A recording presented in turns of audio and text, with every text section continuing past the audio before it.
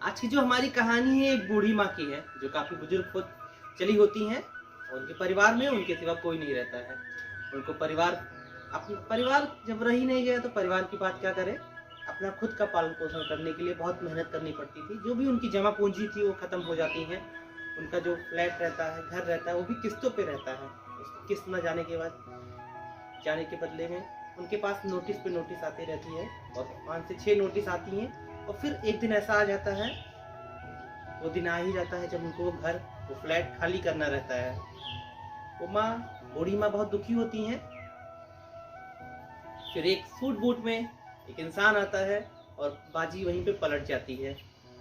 उसके पास में फ्लैट के पेपर रहते हैं, वो बूढ़ी माँ के हाथ में देता है और जो वहाँ पे इसको फ्लैट खाली कराने के लिए लोग आते हैं उनको कहते हैं आप जाओ, ये फ्लैट माँ जी का फिर से हो चुका है। माँ चौंक जाती हैं, उन्हें अपने आंखों पे विश्वास नहीं होता है कि ये हो क्या गया।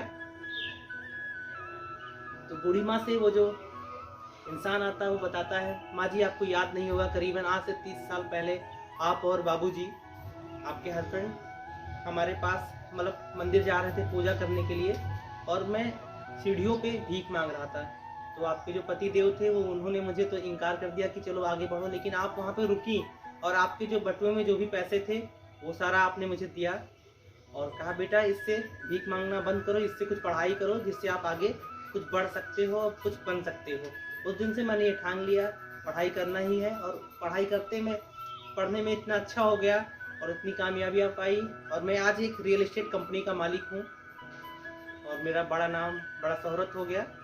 लेकिन मैं आपको नहीं भूल पाया था और मैंने एक अच्छी चीज़ तो की थी, जो मैंने आपका नाम उस दिन पूछ लिया था और मैं लैपटॉप पे अपने ऐसे फ्लैट के बारे में सर्च कर रहा था जो खाली कराया जाता था, क्योंकि मैं उसे लेना चाह रहा था। उसमें मुझे आपका नाम दिखाई दिया तो मैं चौंक गया।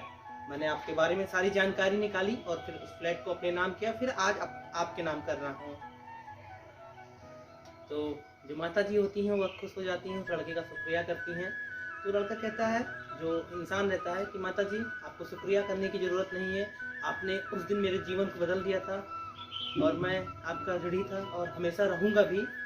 इसलिए ये सब अगर हो रहा है तो भगवान की वजह से हो रहा है। आपने उस दिन मेरी मदद की और आपकी मदद के लिए मुझे भगवान ने भेजा। इसलिए ज्ञान की बातें तो बहुत करते हैं लोग, लेकिन अगर कुछ करना है तो किसी की मदद करो वास्तव में, तभी आपको सच्ची खुशी मिलेगी। और कहते नहीं है कि जो मदद हम किसी की करते हैं ना, वो हमें घूम के हमारे पास ही आता है। हमको ज़रूरत होती तो भगवान हमारे साथ पास किसी को भेज ही देते हैं मदद के लिए। इसलिए अगर कुछ करना है तो सच्चे दिल से मदद करना शुरू करिए। अगर आप मदद करोगे तो जब आप कभी कष्ट में रहोगे तो आपके मदद के लिए भी कोई ना कोई ज़रूर आएगा।